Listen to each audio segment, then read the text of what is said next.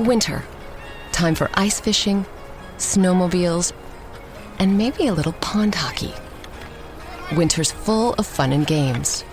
Until a pipe freezes and bursts. Get ahead of the freezing weather with Mow and Flow. It monitors your home's water and shuts it off automatically before it can burst your winter plans. Moen.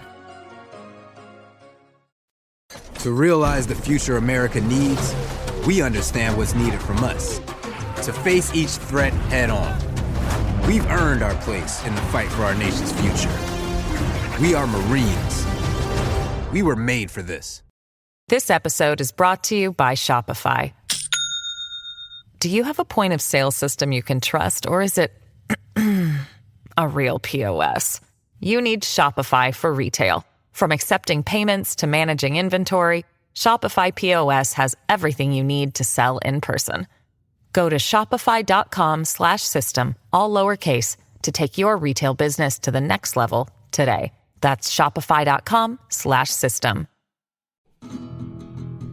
Tom Cruise, are you ready for me to sign my contract? Answer me this, answer me this. Shall we get shit-faced on vanilla extract? Answer me this, answer me this. Helen and Ollie, answer me this. Hello, listeners, and welcome to episode 222 of Answer Me This, which is a third of the number of the beast. And reflective of what we should have got in our degrees, but somehow we managed to get 2 1s. Two twos, well done. I didn't get 2-1, I got a first. Well, you're cleverer than us. Yeah. It also gives me some satisfaction that it sounds like episode toot toot toot. And also Desmond Tutu. Do you think Desmond Tutu and his brother, if he has one, were ever referred to as the 222? I don't know.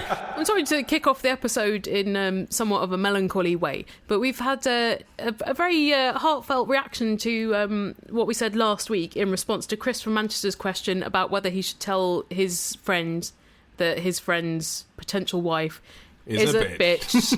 And we said, well, maybe you shouldn't do that. You were very clear on this point, Ollie. I remember your position was extreme.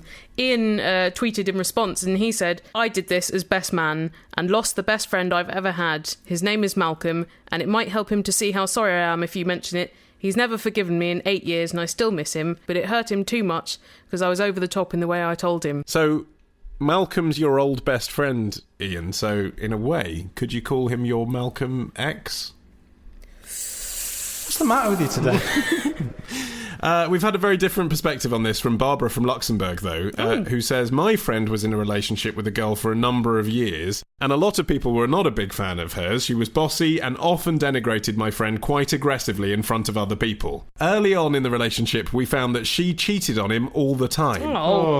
He found out about some of these occurrences, but decided to forgive her and marry her anyway. I was invited to the wedding, but told him on a drunken night out that I didn't want to go on principle. Surprisingly, he agreed with me at the time, and we remained friends. Wow. I bet he had to make up a pretty elaborate excuse to the girlfriend as to why you weren't going, though. I bet you didn't say, oh, yeah, Barbara can't come because she's discovered you're a massive slapper. So, anyway, Barbara continues. A year or so after getting married, he found out that she'd been cheating on him again, and they both decided to divorce. Why did this girl decide to get married? Doesn't sound like she was really into it. People want their cake and to eat it. They could have a cake that's not a wedding cake. You know, bloody cheaper as well, They isn't could it? even buy 3 cakes and stack them on top of each other and just eat them. For the price of a wedding cake, they could buy 3,000 Battenbergs. What a treat that would be. He was obviously distraught about the situation, says Barbara. However, he thanked me and another friend for our honesty. After the breakup, he found that loads of people said things like, well, we never liked her anyway, and he was a bit disappointed by the hypocrisy and was grateful that there had been people who, although supported him, were honest throughout most of the relationship. It's not necessarily hypocritical to be polite. Yeah, well, are all white lies hypocritical, or are they there to save someone's feelings? Well, that's the point of them, isn't it? It's not hypocrisy, it's just being nice. But sometimes you've got to be cruel to be kind, I suppose. Although that is contrary to our advice. We think it's always better to be kind, to be cruel. Short-term kindness, long-term cruelty. I think really the main solution would be to make all these women be nicer and then there wouldn't be this problem. Pay for some therapy. For all women, compulsory therapy on the NHS. Just the bad women. I was thinking about this the other day. Has any state ever said everyone has to have compulsory therapy? I think New York. That's not state healthcare, though, is it? Crucially, imagine if the state said you have to have an excuse from your doctor as to why you don't want therapy, but you have to have a therapy session every 6 months just to check how you are, check on any long-term conditions, things that might affect you in the future. That is a very interesting idea. Because it seems to me that would cut down the NHS bill in the long term. Yeah, Because absolutely. you're dealing with anxieties without drugs, that kind of thing. I would have to get a doctor's note to get me out of that, because I feel that if I ever became self-aware, I'd kill myself. Which obviously is not the desired intent of most psychotherapies. You have that in common with the spaceship from Darkstar. Do I? Now I know why you like me, Martin. Here's a question that I think you'll find very easy to answer from Adam, who says, I thoroughly enjoyed the Answer Me This Jubilee album. God bless you, sir. Please make another one. Maybe about the Olympics. Hint, hint. Well, Adam, your wish is our command. Because available now on our website, answermethispodcast.com/sportsday, you can find exactly the album of your dreams, Adam. All new 1 hour album of brand new material about sport. New jingles and everything. You're thinking, listeners, you guys talking about sport? What have you become? We thought what sport was really lacking was our expert commentary. Yeah, I think that's fair. The trouble is that generally the people who talk about sport are too reverential towards it and are too interested in it. We don't have that problem. No, and we took a very broad canvas of what sport might mean. Does it include gymnast erections? It does in our album. Yes, it can. That's pole vaulting, isn't it? Does it include the problem of getting rid of things that your grandma gave you? It does, yeah. It's somewhat of a sport, like, say, if your grandma had given you a javelin. Yeah. So all that's in there. Yeah. There is some stuff which is sport, but not really sport. Well, like golf. Boom. And hopefully, much like with our Jubilee album, if you like our podcast ordinarily, you will like our shtick on this album. We couldn't actually call the album the Answer Me This Olympics because apparently the Olympics committee is a little bit overprotective about them being the only Olympics in town, and they probably thought if we called it the Answer Me This Olympics... People may well confuse an Answer Me This Olympic album for the Muse single, which is the official Olympic diet. Yeah. You've got to be very careful, haven't you? You can't tell what's endorsed. Yeah, because our album is an hour long, and their singles do tend to run long. That and feels like an hour, doesn't it? Have you heard it? I haven't heard it, but I It have is heard... the most impressive phoned-in single I've ever heard. Well, I've heard Muse before, so I imagine it's a Muse- great departure from their usual work. Imagine it's Muse, but one of your nieces had written the lyrics. Oh, okay. Helen, come and look at my Lego. No, really look at it. Is that how it goes? That would be a blessed relief. Here's a question now from Andy, who says, I live in Norway and often go to cabins at the weekend with some friends for some fishing, a few games of poker, and just to catch up on the banter. And a circle jerk. I was just thinking that. I literally was just thinking that. I think we all know what you're up to, Andy. It sounds quite idyllic, I think, the portrait Oh, it that he's sounds painting. lovely. I love cabins. I'm a bit weirdly obsessed with cabins and beds made of logs. Actually, I went to a Norwegian cabin in January, and it is really nice, but you have to really, really like the people that you're with in January, because there's only 5 hours of daylight and 19 hours of sitting around doing the things that he's describing. It sounds like my kind of place. Anyway, he continues. As I've been playing guitar for about 8 years now, Oh, your fingers must hurt. I usually take it along with me on these trips, and after a few beers, we all have a bit of campfire-style sing-along to some great tunes. But recently, however, a friend from uni who I actually can't stand has been learning guitar, Oh, what a dick. You saw the guitar first. and now takes every opportunity to pick up the guitar and play. This wouldn't be so bad, says Andy, except that he's fucking awful, having no sense of rhythm and can't sing for shit. Well, we all had to start somewhere. Something all the more embarrassing when he suddenly starts playing the Jeff Buckley version of Hallelujah and massacres it. That's not a song you should take on unless you're incredibly confident. Maybe he's not singing the Jeff Buckley version, maybe he's covering the JLS version. Did JLS do it? Well, yeah, because it was the X Factor winner's single, and they were the runners-up, so they recorded a version. When Leonard Cohen wrote it, he thought, what I dream of is JLS one day doing this song justice. What he thought is, my voice is a bit gravelly in this part, but when Ashton sings it... Anyway, Andy continues. I understand that everyone has to learn somewhere, but he plays and sings like he thinks he's fucking awesome. Dance like nobody's watching. Actually, isn't that, though, quite a crucial part of learning guitar? I mean, at some point, everyone is rubbish and does have to develop rock star swagger. I think the first stage to learning to sing is losing your self-consciousness, yeah. So Helen, answer me this. How can I stop the little twat from doing this, as it's really rude, annoying, and he's totally shit? Set his guitar on fire? Yeah, snip his guitar strings mid-strum. That would send a powerful message, wouldn't it? You might lose an eye as well. He's probably bought spares. Or he'll just start doing a cappella work. Well, Andy says the best thing I can think of is to film him on my phone and then post it to YouTube, send him the link, and then maybe he'll feel embarrassed himself and stop it. No, because he might look at that and think, wow, Andy thought that was good enough to post on YouTube. Yeah. I'm really getting somewhere. And what if thousands of people watch it and love it? Then it's going to make your problem worse than ever, Andy. But this is very, very annoying. I remember when Martin and I were at a wedding a few years ago, which had a campfire. And several of us had played sets at the wedding. They'd asked us to do the music. There was a guy called Guitar Dave who played a really long set, so we went on late. But anyway, we went out the campfire afterwards. Guitar Dave got out his guitar and started singing again, despite having sung for hours at the reception. We thought, well, he could take it in turns, so Martin started playing. And Guitar Dave, instead of sitting and listening patiently like we had when he'd been singing, just started playing over Martin playing a completely different song. So I thought it was a weirdly passive-aggressive move from a campfire guitarist. The thing is, I was playing exit music for a film, which starts off really quietly and ends really, really loudly. So I carried on playing, and at the point where it got really loud, I completely drowned him out, and it was really wonderful. So you could do that, Andy. You could just start playing over him, but maybe entertain the notion that he's started doing this because he finds your guitar playing and your choice of songs undesirable and a bit of an intrusion. So maybe he's doing it to stop you. Maybe he's the Martin in this situation, actually, and you're the one who's just been playing blindly, assuming that everyone loves what you're doing. Yeah. There is a thing, isn't there, though, when you're the musician, when that's your thing. Like, I'm the guy that goes to the party and plays the guitar and shows off my skills, and someone else starts doing it. Do you know what I mean? It's stepping on your toes a little bit. It's like when someone else goes to a party that I'm at and eats all the cheese. Like, that's my role. I've got a question.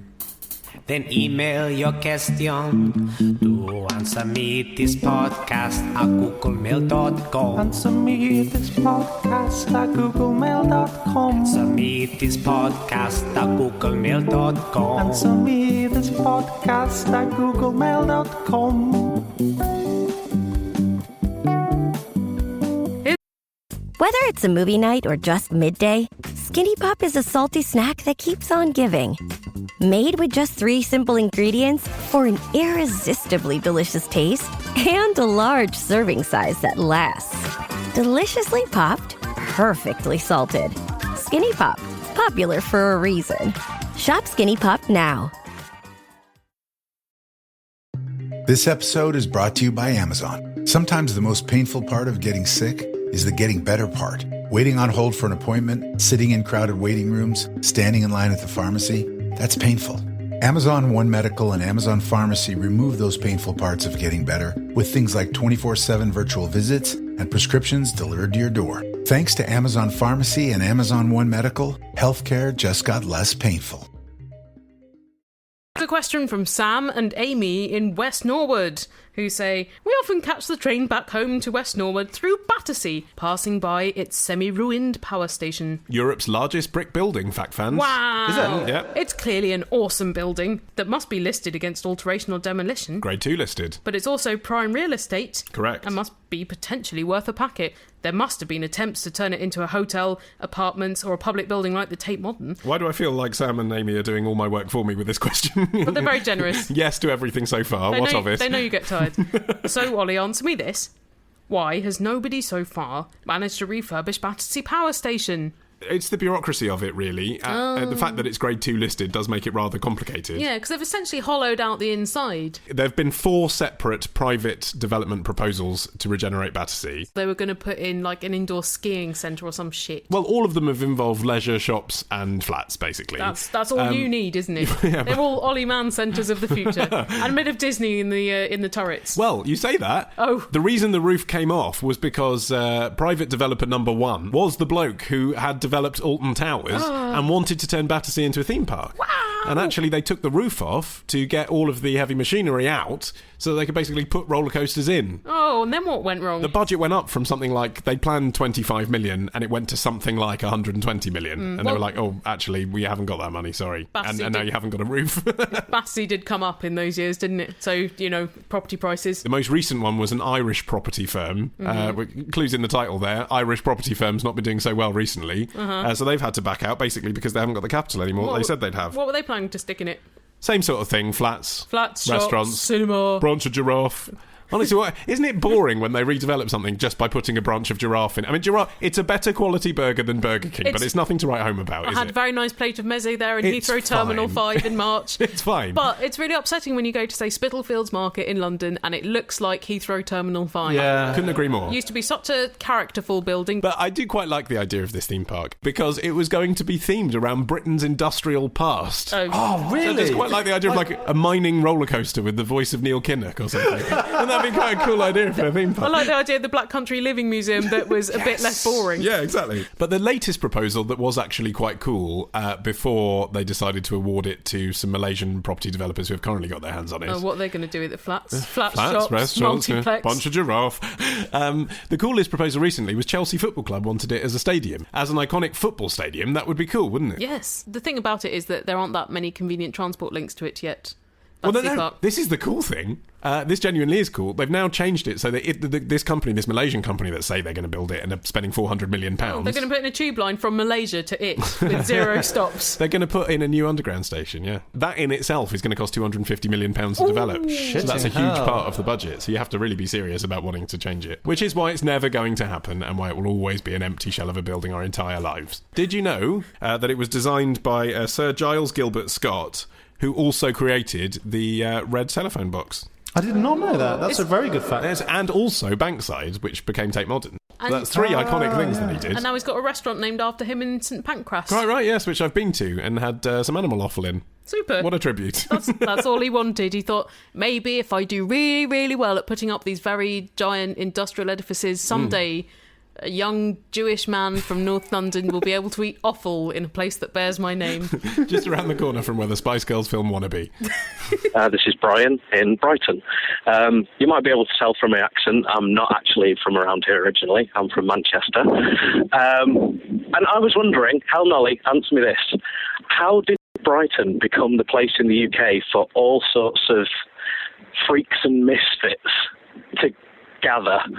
Because it's 7 a.m. on a Saturday and I'm walking to Asda by the beach and I've just seen a chap playing 70s disco tunes on a saxophone, as well as all sorts of crazy people barbecuing on the beach while drinking special brew. It is reassuring though in a way, isn't it, when places conform to stereotype. When you go to Brighton, you want to see a few wackos walking around. Yes. Just like in Camden, you want to see emos and goths. You turn a blind eye to the fact that Alan Bennett lives there because you think, yeah, goth theme park, and that is overwhelmingly what you can see if you choose to look at that. You see what you want to see. Exactly. You don't see all the people going about their business. Yeah. I suppose once a place becomes welcoming to oddments, then more oddments will go there and then it will become renowned for them. So you let that chink and they blow it a mile wide. Yes, it's the cracked window syndrome, isn't it? I'm not trying to do a metaphor for immigration. I am the daughter of an immigrant. Brighton, though, has had a lot of ups and downs in its history. But the thing that really put it on the map as a destination, like a touristy destination for fun, was a man called Dr. Richard Russell. He arrived there in 1750 when Brighton had been a bit down because it had been destroyed by storms earlier in the century. And he started propagating the seawater cure because before that, people did not go into the sea to swim. Well, you say that. I bet people did in the West Indies. They just didn't in Brighton because it's bloody freezing and there's a pebble beach. Yeah. He was an advocate of using seawater within and without to cure yourself. And the seawater cure consisted of seawater, obviously, with the following additives: bicarbonate of soda, milk, wood lice, what? cuttlefish bones, and crab's eyes. Brilliant. Well, You're cured! wow. That's just a sort of early example of branding an energy drink, isn't it, really? Yes. I mean, you've got a secret blend of vegetable extracts. Exactly, it's a crab's eye, same sort of thing, isn't it? Yeah. But, as long as it's got the seawater in it, seawater cure. And there are waste products, aren't they? You're not doing anything with those crab's eyes, are you? No, I'm chucking them out. Can I have them? Sure. Yeah. I mean, this is how enterprises get Lock you born. up, wouldn't they, if you did that? And then the really major turning point was when George IV chose Brighton as the place for his weekend shaggings. Yeah. So he eventually built the Brighton Pavilion, but he had a little cottage first. And so once the royals decide to do something, as with the Middletons and wearing transparent tights, it becomes popular. So then, the upper classes started going to Brighton, especially once they opened the London to Brighton Railway line in 1841. Yeah. It got this reputation of being this kind of holidayish place, and also maybe where anything went. And so that meant that, it was probably quite a good place for gay people to go when they were illegal, because, if you're in a place where people went to have affairs, and particularly people who were trying to get divorces, they would be seen in Brighton with a prostitute so that their partner could make the divorce claim against them, because it was difficult to get a divorce. Yeah. That was popular in novels in the 1930s, like Handful of Dust by Evelyn Waugh. Although, just to clarify, it wasn't gay men who were illegal. No, it was the act of homosexual sex. I inserted too big a parenthesis into that sentence. But anyway, if you're in a place like that where people turn a blind eye to lots of things and being gay is illegal, it's probably quite a good place to be gay, rather than a place where everyone is very staid and proper and you're not allowed to do anything. Slightly depressingly, though, Brighton is another of those places that's done exactly what we were just talking about. Brighton Marina, redeveloped. Oh, Café Rouge, branch of Giraffe. Yeah. Big fucking deal.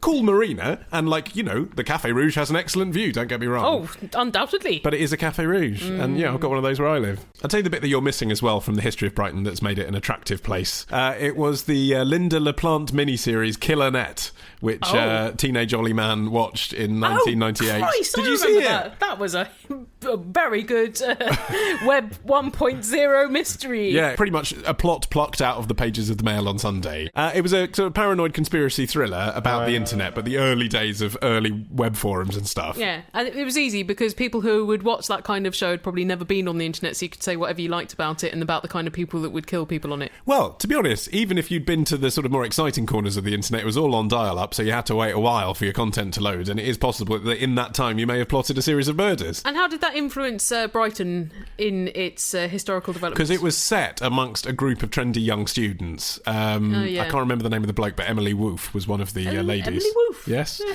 Is it Woof or Woof? Woof. Emily Woof was one of them. She's a lovely lady. She is, yeah. Like I say, it was a very strong influence on the Teenage Ollie Man. I haven't seen it since then. I remember it pretty well. Jason Orange was in it as well. Oh, yes, that was his big breaking up from Take That job. Yeah. You met Emily Woof at a party a couple of years ago. Did you mention to her the fact that you'd seen Killer Net and it had been a major influence on the young Ollie Man? Was it a formative sexual experience?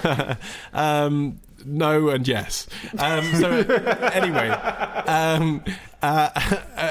the background of Brighton that permeated the whole series, I was like, I want to go and be a student there, because it was the time where I was applying for university. Oh, we never would have met. No.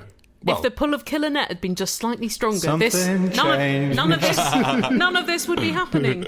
If I'd have chosen to watch ITV instead of Channel 4 with Emily Woof and me. And beaten off.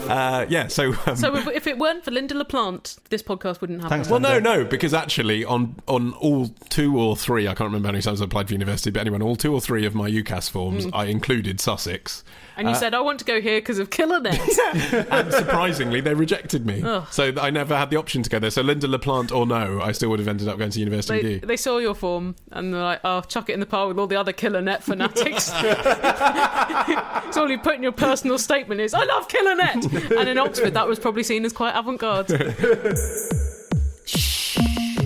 It's a question line. It's a question line. 0208 123 5877. Answer me this. Shh. Answer me this. I don't know nothing. It's such a palaver. It's a question line. It's a question line. 0208 123 5877. I wouldn't normally do this, listeners, but I just need to warn you that we're about to hear a call from the phone line that some of you may find distressing. So if you're eating something, finish the mouthful. If you're driving, pull over and brace yourselves. Hi, Howard and Ollie. This is Ollie from Bristol. I'm sat here with my friend Katie, who knows a friend whose anus popped off during childbirth. Now, as in completely left the bottom and was described to look like a calamari. Helen Ollie, answer me this. That can't be fucking possible, can it? I really, really, really, really, really hope not. God, everything about pregnancy and childbirth sounds god-awful. I didn't realise you're in danger of losing your anus as well, along with everything else. And I really wish we hadn't had squid for dinner. I gained a child, but I lost my anus. So I've had to use an elastic band to keep myself together. I'm pleased to say that Helen has done the research that even I was too afraid to do. I'm afraid I could only do a small amount of research because I was trying not to poke everywhere. But I could not find any evidence of anuses actually detaching and plopping onto the floor independent of the body, because I think it would take even more force than the force of a child being wrenched from your body. It's pretty rigorously stitched in, isn't it, the anus? Yeah, it's quite well integrated with your flesh, but I think prolapse, I believe rectal prolapse, is a not uncommon side effect of birth. And therefore, count me out. This line stops here. Here's a question from Laura from Gloucester, who says, Helen, answer me this. Which way round are you supposed to put the jam and clotted cream on scones? And by the way, you'll notice that I said scones because that's how you say scones, and we're not having that debate. Thank you very much. No, we've had that before on this podcast. And it's tedious. Yeah. Not as tedious as this, but it's a dry week. Laura continues, I always spread the cream on first, then put a blob of jam on top, like you would if you were spreading butter and jam on a slice of toast. Yes, thank you. We understand how the process works. No, I think she means, though, I do it in that order because the cream is analogous to the butter in that scenario, which is how I've always seen it as well, Laura. Yes, and... well, we're going to discuss this at length in a minute. We are, Don't want to shoot my jammy load all over the question. Oh, your creamy load. But my two housemates feel the opposite way round is correct. Oh, civil war. They like to shoot their creamy load second. On top. And they, says Laura, become deeply offended when I try to convince them otherwise. It's because it's not important. I've just Googled some pictures of scones. Really? Can we please swap search histories, because I would kill for yours. I don't know if you've been to Gloucester, Ollie, but apparently there's not much to do after 5pm. And this hasn't helped, as both methods are shown equally. Yeah, you see, the world is ready for both types of scone eater to be out in the open. Yeah. Ollie and I, a couple of years ago, met a man who one would consider to be a bit of an authority on this because he was the head of a clotted cream dynasty in Cornwall. Yes. He really knew his shit. He really, really It wasn't knew. clear what else he knew, but he certainly knew lots about clotted cream. The Cornish and the Devonians, they're constantly at war. You know, the border there, it's like Helmand province. Like the Lilliputians and their neighbours. The little enders and the big enders. Precisely. None of them have got anything on Cornwall and Devon when it comes to scone topping order. Yeah. So he sat us down and he told us at length that in Cornwall we put the jam on, then the cream, because why would you want to cover up the good cream with the jam? In Devon, they put the cream on first, then the jam. And then he paused, and then he looked up at us and he said, because their cream's so bad, they want to cover it in jam.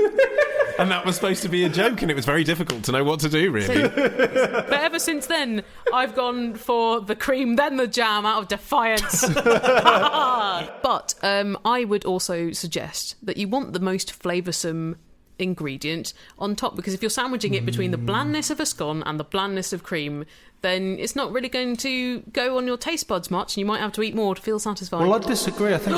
Why didn't you tell us before we were married, Martin? Well, scones are really crumbly. Yeah. I would argue it's easier to layer smooth cream directly onto the scone and then the jam on top of that than try and spread jam and break up your scone and get crumbs everywhere. The thing is, you know, to use a sexual analogy, Oh, no. both jam and cream are tops, aren't they? I know that they're sometimes found in the middle, but neither are bottoms. As this questionnaire points out, you have jam on the top on bread, but very often you have cream on top on a cake. And so you're used to both flavours on the roof of your mouth. Live and let live. Or, if you're going for afternoon tea, just don't have the scones, because they're the worst bit. Worst. Have seconds on the sandwiches. Yeah. And or then, thirds. Well, you want to have the sandwiches, then the cakes, then return to the sandwiches. Yes, I think that's right, yeah. Because you want to still be hungry a bit when you have the cake. I mean, people go for fancy tea because they think it's fun, but actually you've got to be very, very pragmatic in your choices. You've got to be quite militaristic, actually, about getting the job done. Ollie Mann is somewhat of an expert in his field. I went for 2 afternoon teas last week. Bloody did, because you have the best life ever. Yeah, I'm going to rename myself Algernon. On the subject of sugar highs, yes. May I just take this opportunity to say thank you very much for the consignment of fudge that we received from the listeners who work at Rowley's Fudge. Yeah. We have fudge technicians listening to the podcast. Isn't that wonderful? We have packed so much fudge into this flat, listeners. You wouldn't believe it. We each got a separate parcel of fudge, and Peter, who sent the parcels to us, said, I've taken a guess as to who would like what flavour, and I'd be interested to know if I have guessed correctly. So let's see if Peter managed to gauge our personalities through the medium of fudge flavours. Sorry to say, Peter, I don't want to complain. He sent me vanilla. What are you trying to say about me? See, I like vanilla. But I think he's trying to say I have no personality.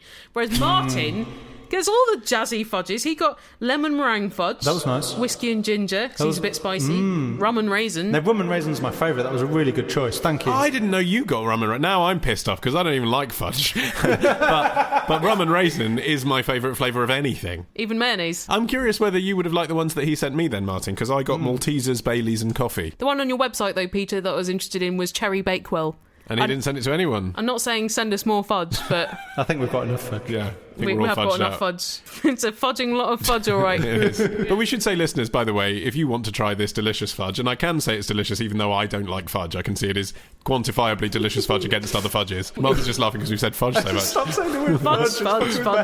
Anyway, if you want to order this, you should go to rowleysfudge.co.uk. Yeah, they're not sponsoring us. No. They just like the show. They just send us a some load free of fudge. That's all you need. We're feeling... Major corporates, are you listening? All we want is some free sweets. And then you can have your website read out on the show. Sugar makes us grateful. Well, that's it for this week's Answer Me This. Except it's not it, of course, if you want to hear another hour of us talking that you've never heard before. As we said before, get our album, Sports Day. And also, there's another hour of us talking that you've never heard before because we were invited on the Getting Better Acquainted podcast by Dave Pickering, which is a really great podcast in which he interviews people in order to get better acquainted with them. And he decided he wanted to get better acquainted with us, and boy did he regret it.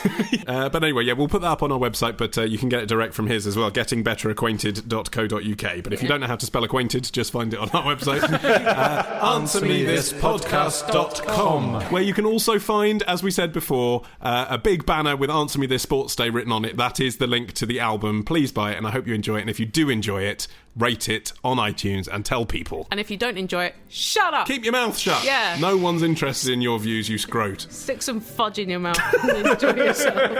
And we'll see you next week. Bye.